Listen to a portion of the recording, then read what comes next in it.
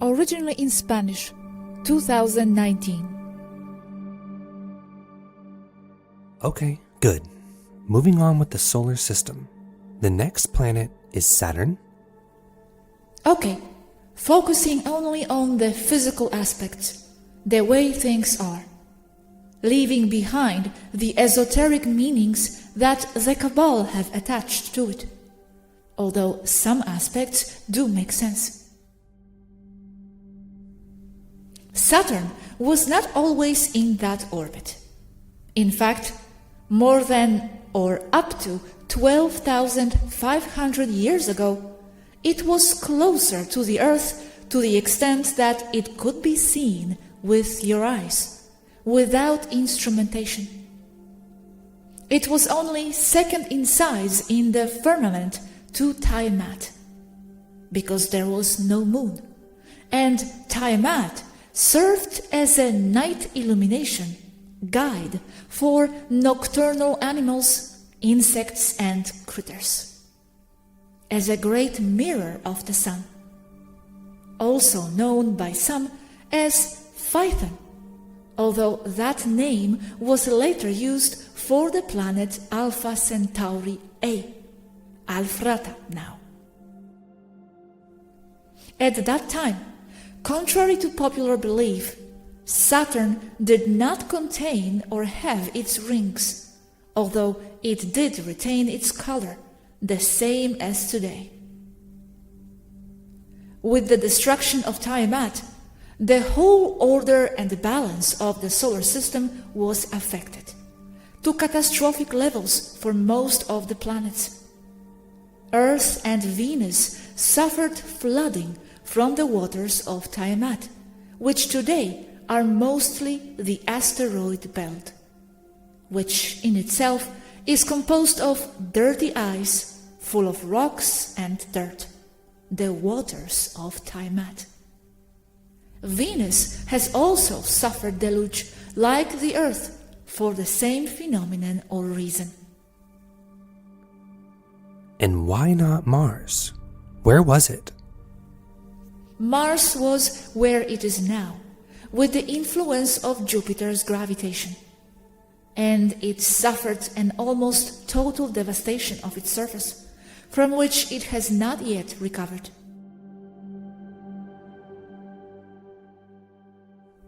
For fluid dynamics reasons in a vacuum, Tiamat's water has moved into the inner solar system, falling mostly on Earth and Venus.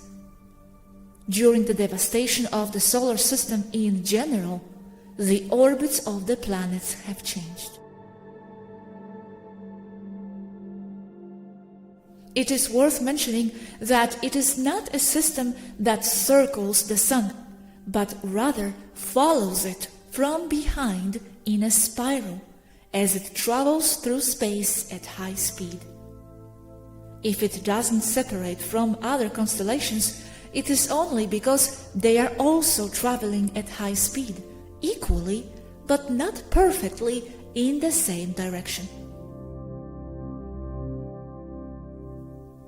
It is said that this solar system, Sol 13, orbits Alcyone in the Pleiades, or that it is part of the Pleiades. That would depend on the views of those who define from where to where the Pleiades are, of course. For us, the Pleiades are those 9 stars that you know, and what is near them, like Sagittae, period. The term disaster comes from des astro, or that there is no more astro. Ergo, distraction of an astro, Tiamat, or Phaethon for others.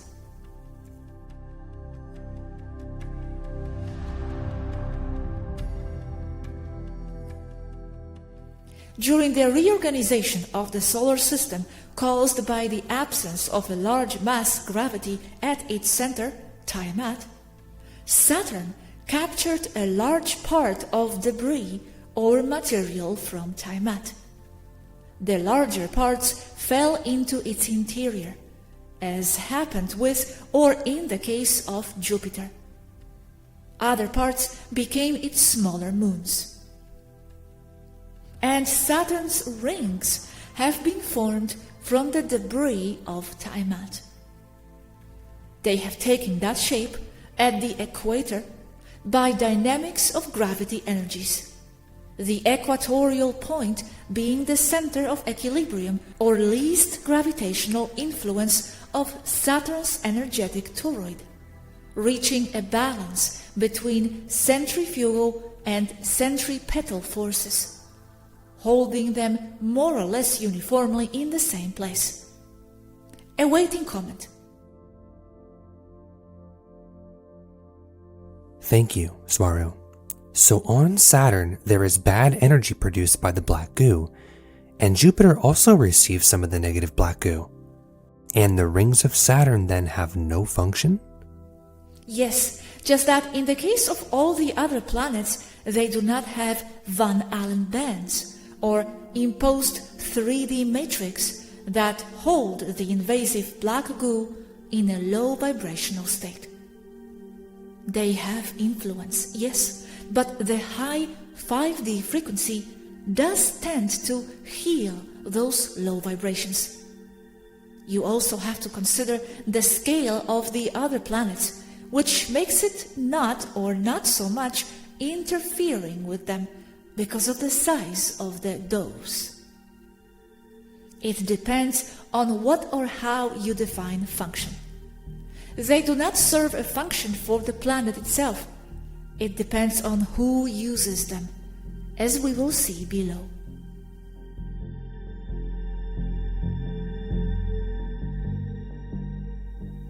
I have this question. You said, it is worth mentioning that it is not a system that circles the sun, but rather follows it behind in a spiral fashion as it travels through space at high speed. If this one is not separated from the other constellations, it is only because they are also traveling at high speed, equivalently, but not perfectly in the same direction. Where are we all traveling in the solar system? What does this journey do? It's going around the galaxy. It is an arm of the spiral. And how has it been determined that it is traveling at high speed? To determine this, you need something beside to contrast that it is traveling, right? Yes, it is contrasted with other more distant galaxies. While not perfect, it is the only possible or viable point of view or reference point. You can also calculate the rotation by comparing and observing that of other objects within the same spiral, but which are in the direction to the center of the galaxy itself and at progressively greater distance, as the rotation rate will change, as indicated mathematically by the parabola equation xh2 equals 4p yk.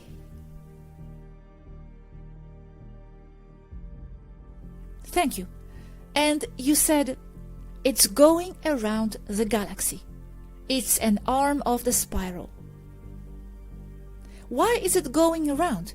And what is the source of the energy that pushes this motion? Source of motion of the spiral of the galaxy, what moves everything? The source. Fluid dynamics within a medium, that is the ether. I can go into detail here, but it's another topic. You will find that space is not really a vacuum. It is only perceived as such because there is no medium of contrast, as the fish does not see the water. It just is. And if you use base 10 mathematics, you will never be able to see the other side, not even mathematically.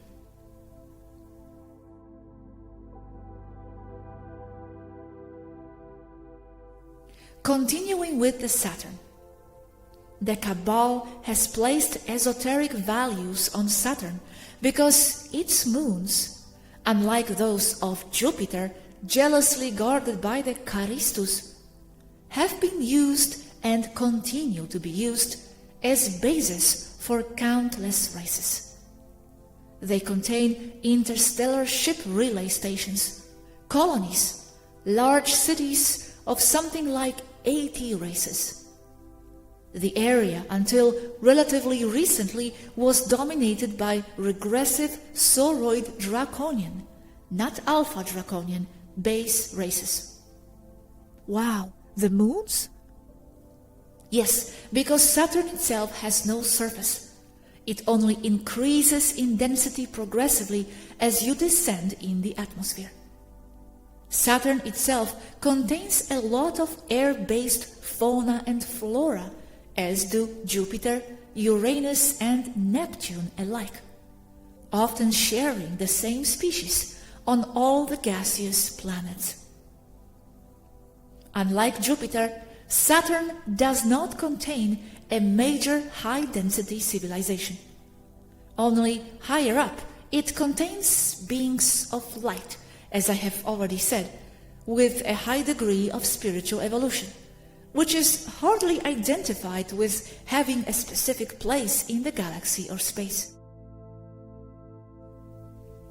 All moons have life in it, some in the formation stage, as the moons of Jupiter mentioned above. All this information is incredible. I can't wait to share it. Thanks, but it is only what is known from here, and at a fairly basic level. Very coherent what you said about the gaseous species. Do these satellites have their own atmosphere and biology? Water, vegetation, etc.? Thank you. The moon that is naturally developing the most advanced life, or in the most advanced state of planetary formation, is Titan, as expected, followed by Enceladus and Iapetus. Yes, they have an atmosphere, but of low density. For the formation of life, an atmosphere as we know it on Earth is not necessary.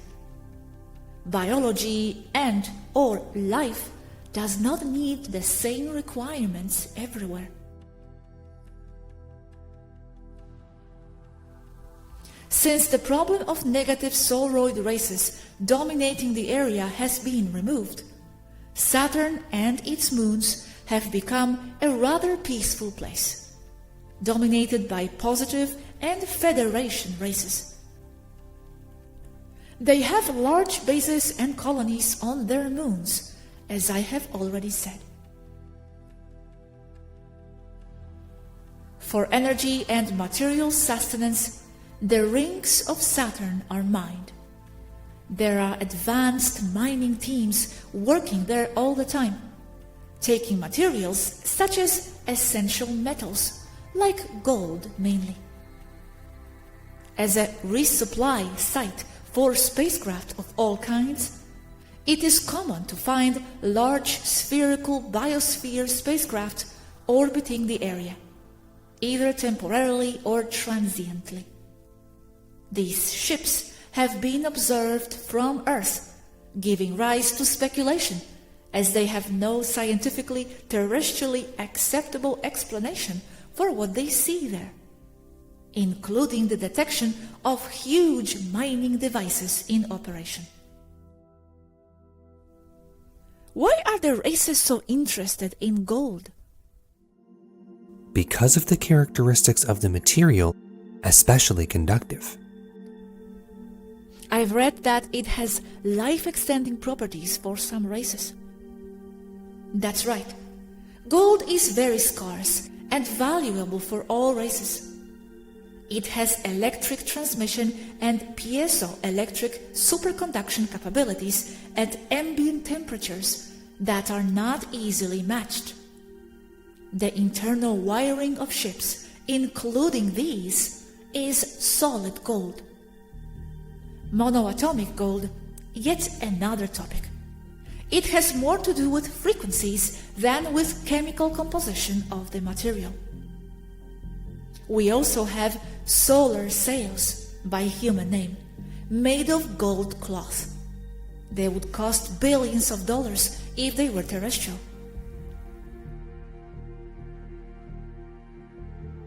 And wouldn't it be possible to make fiber optics out of quartz? I imagine it doesn't have the malleability of gold. The problem is that if you modify quartz, you destroy it too.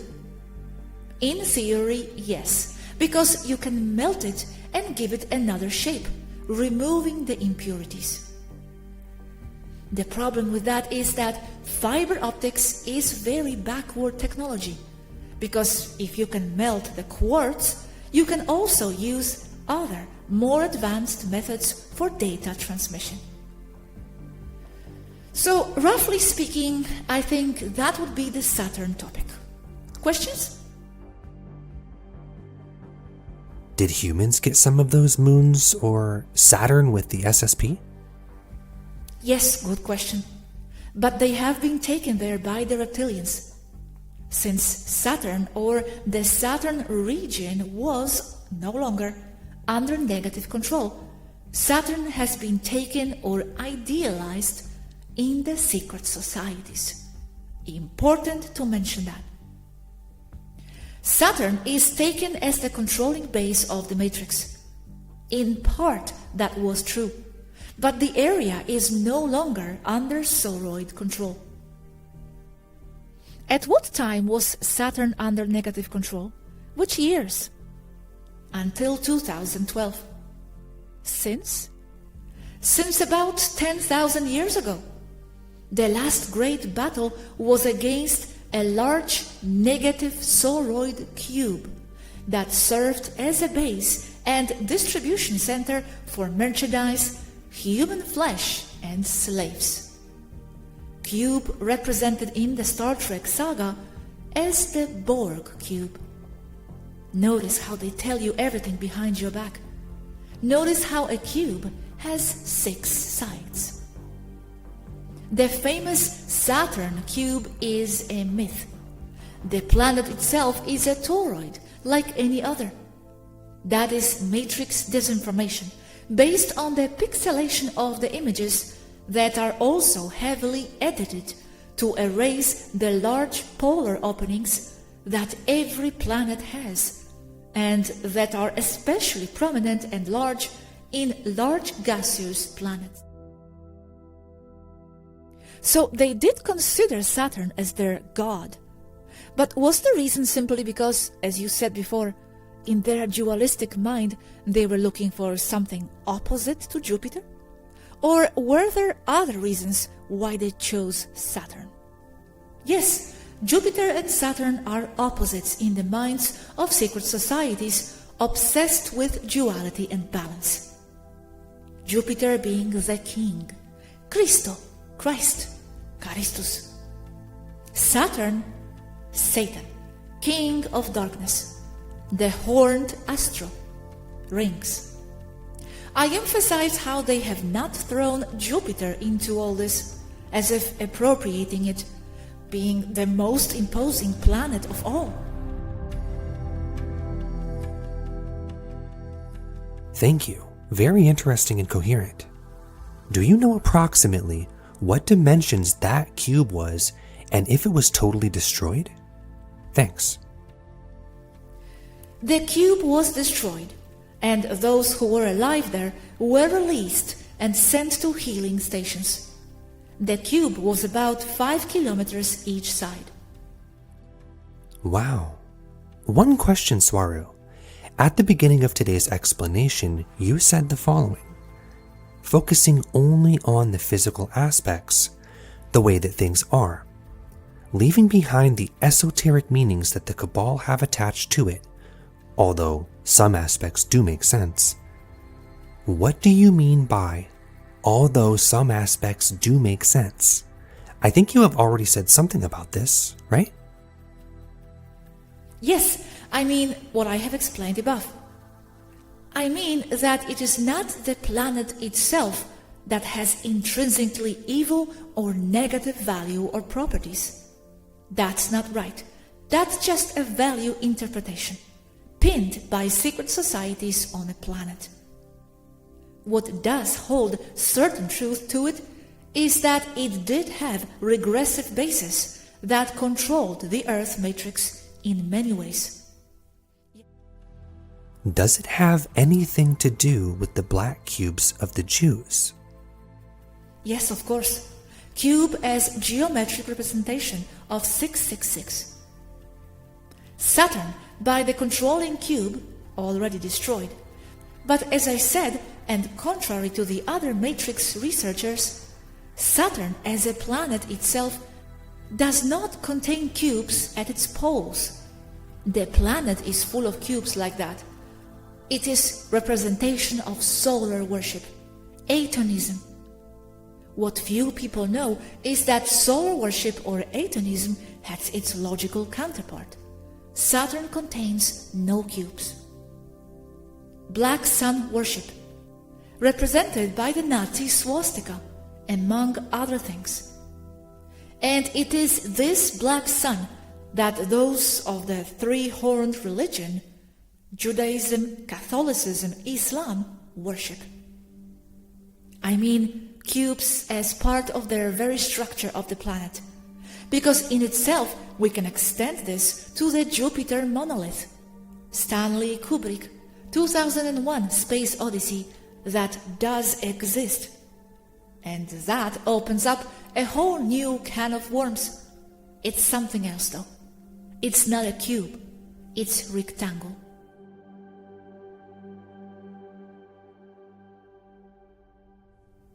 Another conversation. If before the astros were arranged differently, how, for example, from Earth, did Saturn look? All this before the destruction of Tiamat. Saturn somehow already had rings, and after the destruction, they increased in size? No, or minimal perhaps. What others are documenting in antiquity is something else. The illusion of horns, which is given because the sun is hitting in a certain way over a spherical planetary surface. What are the statues, Swaruu? Look at the statue on the right, sun with horns. Now look at this photograph. Yes, it is the sun. It explains everything. It's the moon with the sun hitting it from a certain angle. Just that what you were looking at was the black sun, that is Saturn, because there was no moon at that time. Someone just recently uploaded a video in which he talks about how the back side of the moon, the half not visible from Earth, was bombarded by the destruction of Phaeton, Tiamat. That's right. The biosphere ship that is now the moon was rendered useless by battle damage from Tiamat exploding near it. Note something else. My source for this, Michael Tsarion, claims that Tiamat had other names, Phaeton and or Moon or Selene. So today's moon inherited the name and job or occupation of the previous moon, Tiamat. And Saturn in the distance as another more opaque and darker object being further away, ergo black sun. I still don't understand why they saw Saturn with these horns. Did they see it as big as we see the sun? I have no way of knowing how big they could see it, but big enough that they could see it as a spherical, low luminosity, ergo black object in the distance. The sun, when it reflected off Saturn, made that horn effect. Ah, okay. There was the sun, the second sun, Tiamat, and the black sun, Saturn. The rings came later. Tiamat reflecting the sunlight like a mirror. Yes. Second sun, Nibiru, Hercubolus, etc. That's why they insist it was a binary system. It is not, just that Tiamat, water planet, or solar mirror is missing. Saturn was closer, as to see that it is a sphere and effects in that sphere. But I doubt very much that it was large, barely visible as a sphere, or little more. I doubt it was closer because of its gravitational effects.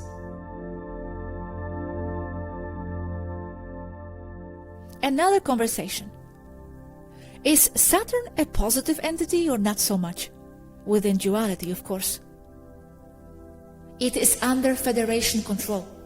It is just a planet. What they have pinned on it is just their sick ideas. It does not differ from another. It just is. It doesn't fall under good or bad. It's neither. It just is. I know they say the matrix is controlled from there. It is not. That is from the moon. From the point of view of the controllers, yes, but symbolically, not as an isolated entity. Yes, but before there was a reptilian ship in the form of a cube there, right? That's right. Notice that it had a cube shape with 6 sides. It was destroyed years ago. They say it has that on its poles, a cube. We can't find any from here. It is still a toroid like any other planet. The images they show with a cube at Saturn's poles is CGI again, all to implant ideas and agendas. It is said to be Saturn because Saturn is the representation of the black sun, which is the one the Atonians truly worship. It is not the sun per se. They consider it the anti-sun, good and evil, Ra, God, sun, versus Satan, Saturn. Yes, there is anti-sun, but that's a black hole, so they don't even get that right. Saturn is Satan. It is well known in lodge and obscurantism circles. You can see it everywhere. The Nike logo is a Saturn ring. NASA logos have a red arc, again Saturn rings. Military emblems have an airplane or a ship making a turn. It looks pretty, but it's again Saturn rings, etc., etc. And what do those rings serve scientifically? It's not that they serve any purpose. They are the result of many small objects accumulating at Saturn's center of gravity inertia. Billions upon billions of micromoons, from dust to rocks to asteroids.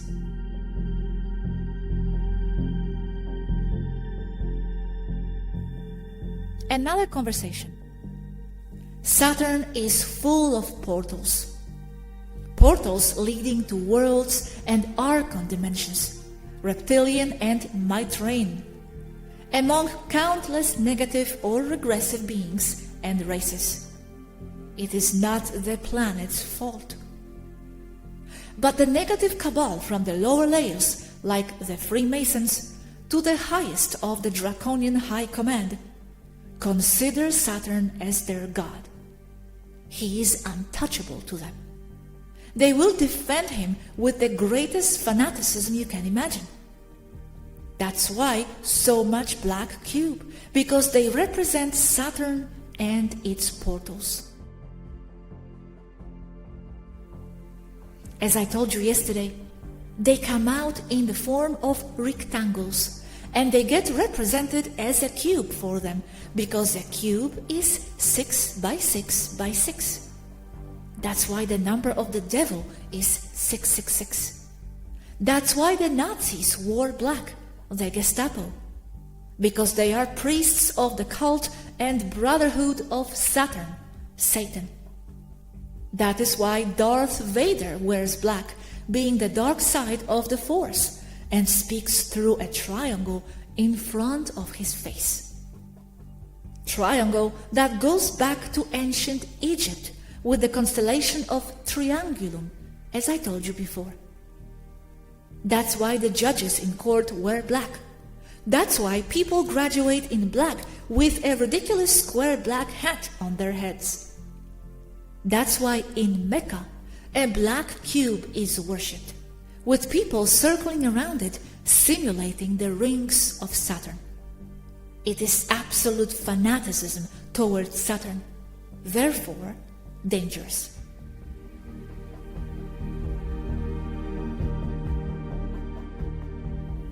Saturn portals. I have a question about this. Portals can be placed wherever you want? It has to do with the energetic dynamics of that geometric figure. It joins another triangle to form a Merkaba. This is in mechanics of manifestation. If you have an artificial portal, yes, it is positionable anywhere. The problem with such a portal is that, let's say I put one right where you are, right there in your flat. As long as it's active, you can go in and out. But if it's turned off, it's not. This is dangerous because we can put the exit in a very secluded place. And without control over the portal that has been left somewhere else, you could be trapped there. That is why Taygeta does not use portals as such. Not usually, at least. Ships are preferred. I ask because of portals on the Saturn. Are they artificial? Portals that lead to archontic realms. Some are artificial, the ones that are of most concern. Others are natural. All the astrals have natural portals, each and every one. It is part of their existence and functioning. The dangerous thing is that we don't know which ones go where, unless we go in to explore them. And is it the moon that provokes them especially? Yes, because it increases the energy at some point. It is all frequencies and frequency manipulation. For a natural portal to occur, exact conditions are needed. Conditions that obey the interaction and the relationship between the elements that alter the frequency of the site. That is to say, of the objects that surround it. And the bigger one is, the more influence it will have on the place. This influence is given or executed on a place by means of gravity waves. Gravity is the flow of consciousness within a medium, and that medium is the ether.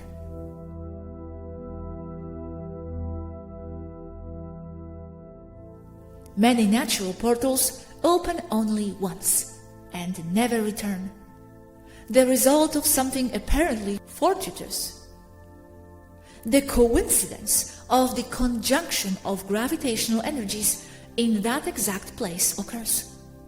Others are recurrent. The conditions are repeated. They are holes in the fabric of reality. They are paradox point, incomplete matrix points. How would we see a dimensional portal if it can be seen? What form would it take? What would we see through it if we did not cross it? Can a person with their power of manifestation create a portal? I don't mean astral travel. Most commonly, portals are not seen. They just are. You can come across them and not understand what happened. But they can be visible, like a ripple in water in that place, like midday heat rising from the asphalt of a hot road. They can also appear as a black spot or black area with nothing inside, like a big void. This is very common with square or rectangular portals in space. Monolith. That monolith being more of a monohole. It's not a piece of black material floating there. It's more like a piece with no space, the opposite. It is portrayed as an object in the movies, but Kubrick at the end also makes it clear that they are portals. A portal can also manifest as a place where you can see the other side, also common in space. A portal can often be detected not by what it is or what it looks like, but by what is missing in a place, like a black hole. Because that's what black holes are. It is said that when you enter one, things are compressed to the singularity, complete destruction. It's not like that. That's human relativistic junk mathematics. It's just a portal like so many others. A person can not only make a portal with the mind alone. In itself, a person is a portal. But it is mostly preserved in a state where information or energy is transferred through the portal person only at a low intensity level, where it can only be seen or understood as his or her multidimensional connection to the original source, to the unified self. That is a portal. But by increasing the intensity of that energy with full intention, you can do more with that portal, and to a virtually unlimited degree. There are accounts in India of more than one monk or an enlightened person who has reached the point of becoming light and disappearing with everything and body. That is what he has achieved. To enter into himself with everything, not just consciousness.